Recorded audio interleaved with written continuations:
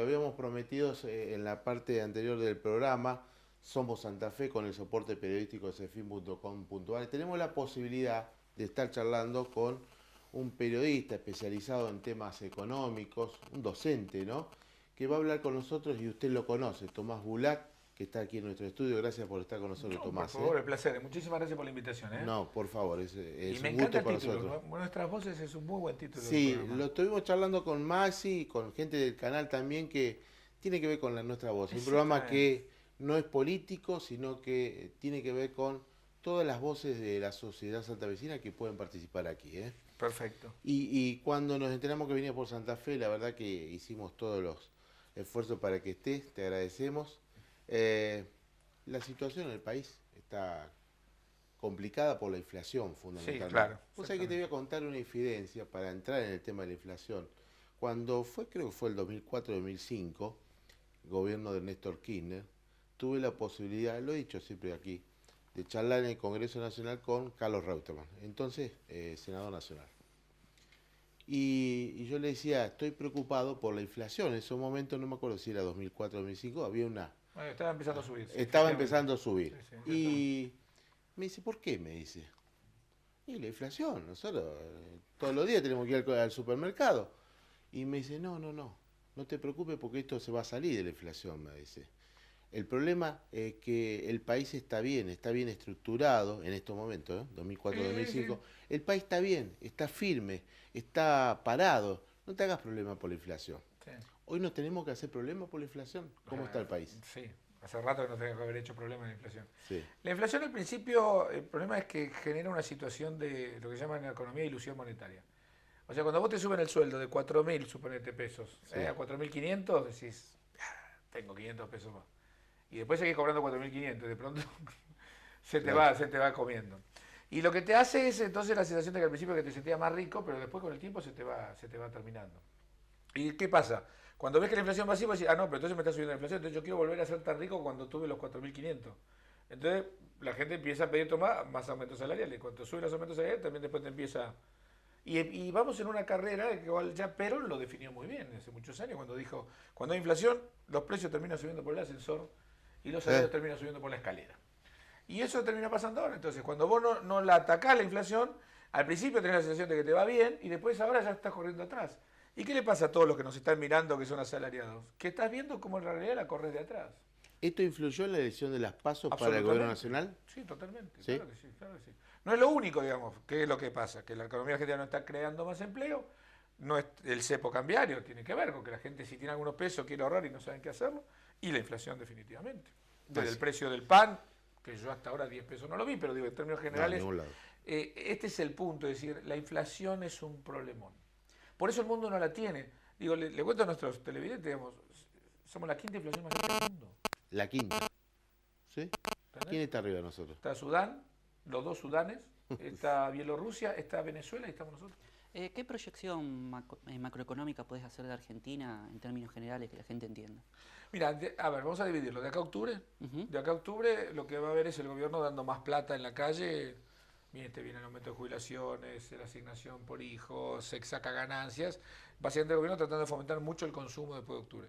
Y después de octubre va a tener que ajustar algunas cosas, porque el costo de digamos, esto es lo que llamamos una mini fiestita, sería por el estilo, lo que te va a pasar en adelante es que te estás quedando sin dólares. Las reservas del Banco Central, por ejemplo, están desapareciendo. Estamos en un nivel más bajo de los últimos 7 años. Y vos no podés seguir fomentando este consumo subsidiando la compra de Mercedes-Benz, los viajes al exterior, cada vez que no tenés dólares. Vos sabés, Tomás, que aquí en Santa Fe la construcción es un poco la herramienta, Sí, claro. el instrumento de todo el país. Una mutual de suboficiales de la policía tiene que construir 70 viviendas. Sí, sí. Tiene su dinero, ya lo tiene, de sus propias arcas, Correcto. ahorrado. Pero me decían el otro día la persona que está a cargo de eso, me dice, voy a esperar hasta octubre, Sí. porque parece que se viene un tsunami después de octubre. Por lo tanto, no voy a construir estas viviendas hasta tanto no sepa qué pasa en el país. Bien, a ver, no viene un tsunami. Eso primero, y no Sí. quiero comparaciones con el 2001-2002. Lo No, que la gente estamos lejos de eso. Sí, estamos no, lejos, lejísimos Está de eso. bien. Ahora, lo que viene son correcciones. O sea, así no se puede seguir, digo. Un país con inflación del 25, con cepo cambiario, con déficit energético, no crece. ¿La devaluación brasilera puede influir en Argentina? Sí, claro. O sea, que vas a tener que devaluar más. Sí, claro. Todo, pero no solo brasilera, es toda América Latina. Digo, devaluó Chile, en los últimos 2 meses te estoy hablando, devaluó Chile 10%, Brasil 12%, devaluó Perú un 7%, devaluó Colombia un 8% y devaluó México un 11%. ¿Vos haces una crítica a las políticas de subsidio del gobierno nacional? Sobre todo energético. No, de energía definitivamente, porque nosotros no tenemos energía. Y vos estás subsidiando lo que no tenés. Vos pensás que hasta ahora en 7 meses el déficit energético son 7.200 millones de dólares.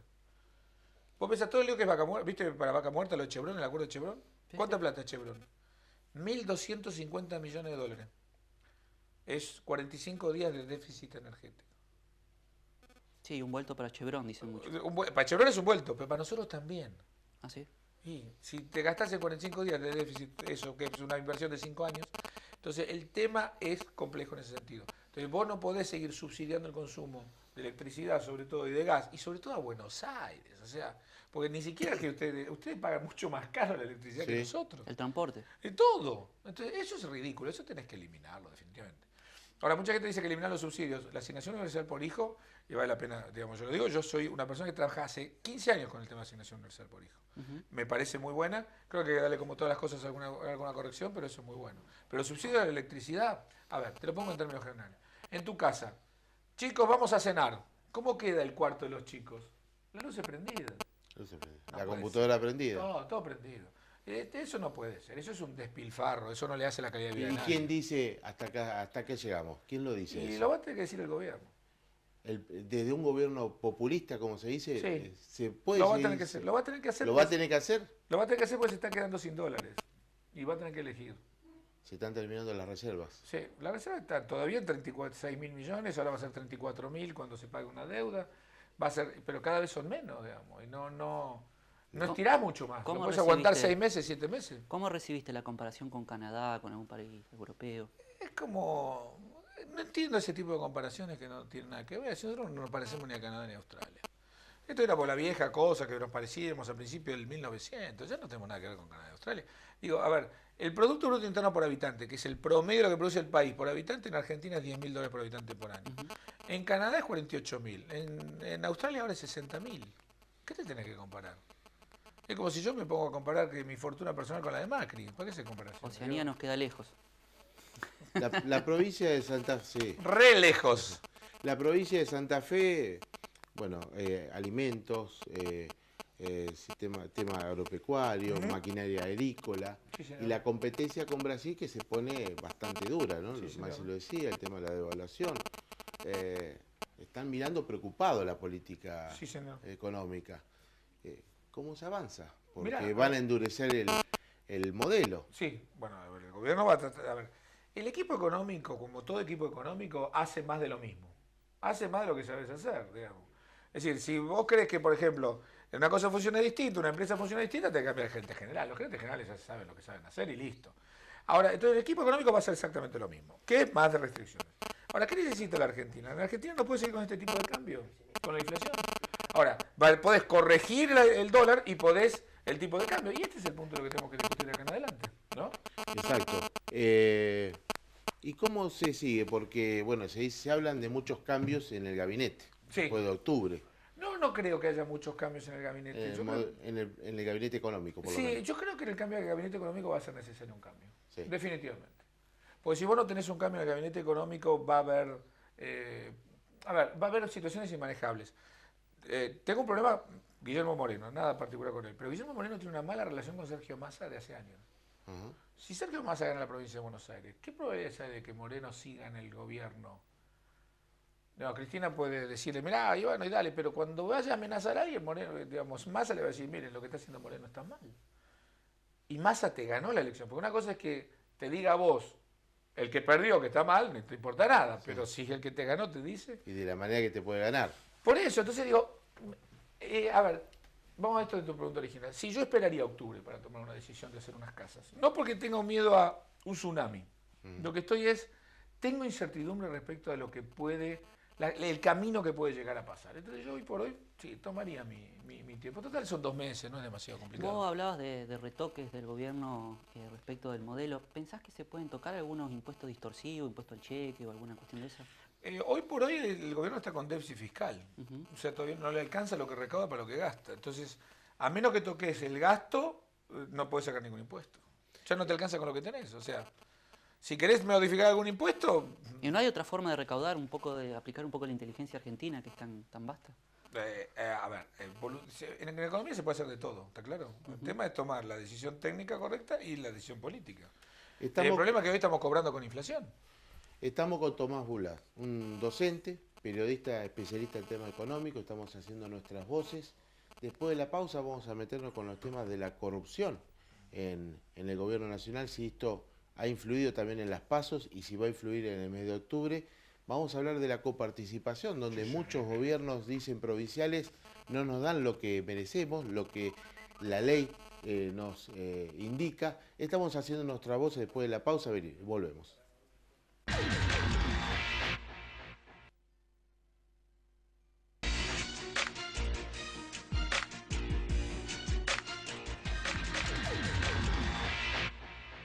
Seguimos haciendo nuestras voces con Tomás Bulat, un hombre que está en Santa Fe, disfrutando de la ciudad de Santa Fe, dictando disertaciones, por todo el país lo hace.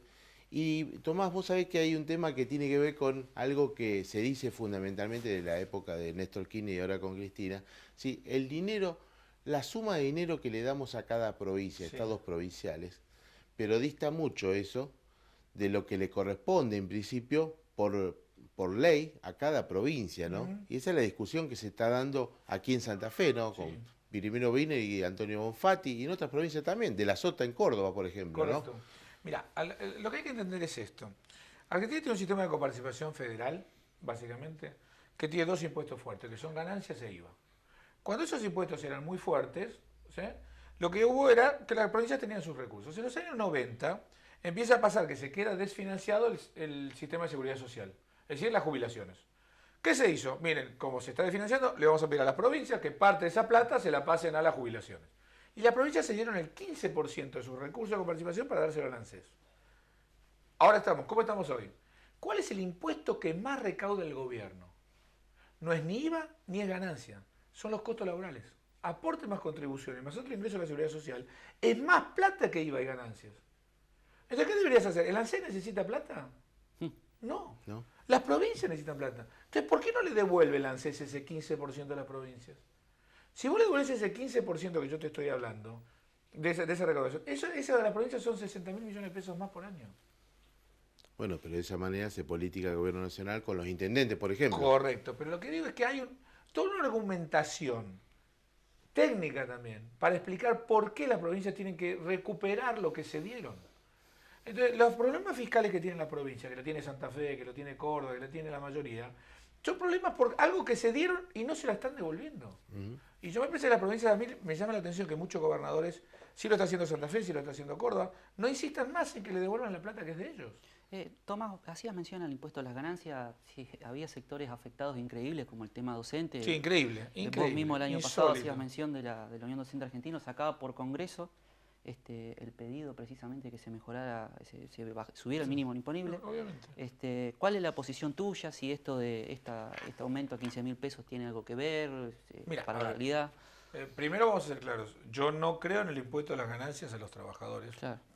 Una cosa es trabajador en el sentido de que sean los gerentes multinacionales, etcétera, eso sí. Pero el trabajo por concepto no es una cuestión de ganancias. ¿Entendés? Es la actividad. Ahora bien, entonces, primero para que entendamos esto. Lo segundo, la distorsión viene por la inflación. Porque yo ahora te digo 15.000. ¿Estás de acuerdo o no estás de acuerdo? Bueno, suponete que 15.000 estoy de acuerdo. Hay 30% de inflación el año que viene. Ya está, se acabó, los 15.000 son anécdotas, digamos.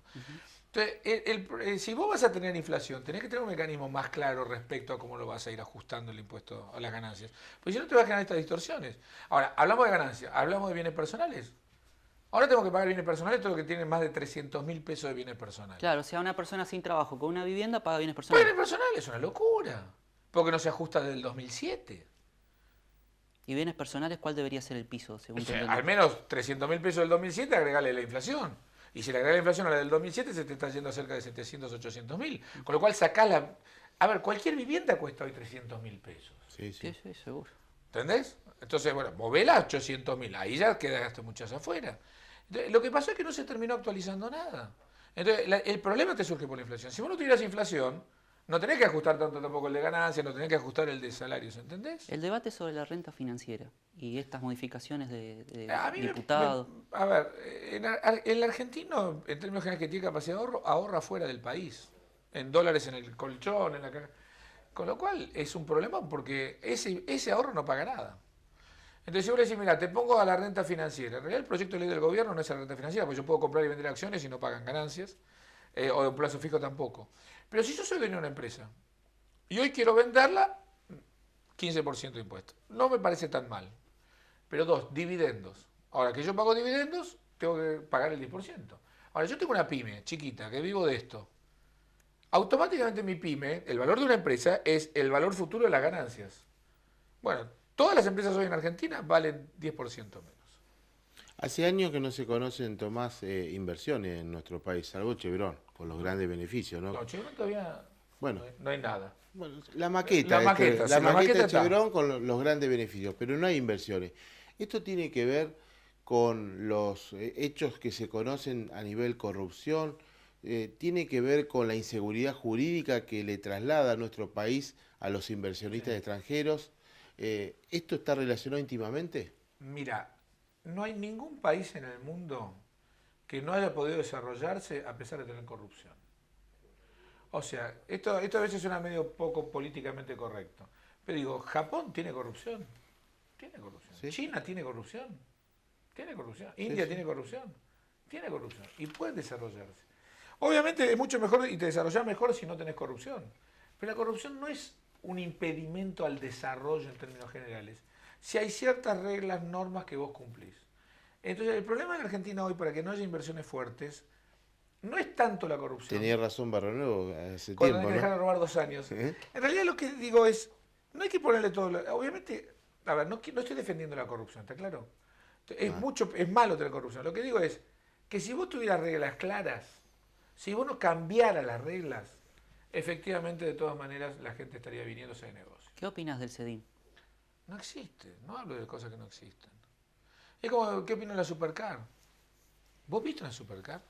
Bueno, acá en el ¿Alguien vio una interior hay Supercar? muchos acuerdos que no llegan. O Es sea, por eso. Es más, es lo interesante, como se concentró mucho en Buenos Aires, la inflación del interior este año es 1,5 puntos más alto que la inflación de Buenos Aires. O sea, no solo nos subsidian ustedes las cosas, el gas, la luz, el transporte, que nos lo regalan, a lo cual yo les quiero agradecer muchísimo, porque nosotros en la capital necesitamos el apoyo de ustedes, somos gente pobre, claro. sino que ahora nos subsidian el alimento. Sí, sí. Un dulce de leche que se produce acá, a 50 kilómetros de Santa Fe, Sí. cuesta más barato en Buenos Aires que acá. Seguramente. La leche es un ejemplo también.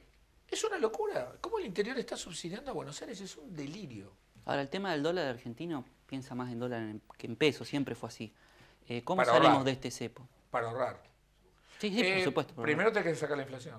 Si no tenés un plan antiinflacionario, vas a necesitar sacar... Digamos, ¿qué es el cepo? ¿Por qué viene el cepo? ¿Por qué? Porque en el año 2010 la inflación fue 25 y el dólar subió 6. Después subió 25 en el 2011 y el dólar subió 8. Entonces, ¿qué pasó? Esto se subió 6 y 8, y esto subió 25, ¿esto quedó qué? ¿El dólar qué quedó? Barato. ¿Y la gente qué hace cuando algo está barato? Lo compra. Lo compra. Tomás, El problema es ese, el dólar está barato. Ahora, lo que yo no entiendo, y esto estaría bueno que le cuentes a la gente, ¿por qué existen las cuevas? Porque ahora tenemos un montón de tipos de dólares. Bueno, por eso, porque entonces yo dije, bueno, a 5 y pico está barato. ¿Lo puedo comprar? No. Bueno, entonces, ¿qué hago? ¿Dónde lo consigo si lo necesito? ¿De dónde salen esos dólares? Eso es lo que yo me pregunto. Hay gente que tiene dólares. Hay gente que tiene dólares que quiere venderlo. A ver, yo tengo un amigo, vamos ejemplo. Sí. Un amigo mío venía ahorrando sus dólares porque su sueño era comprarse un BMW. Al divino voto, pero bueno, un BMW. Ese BMW le costaba $46.000. El pibe tenía $35.000 ahorrados.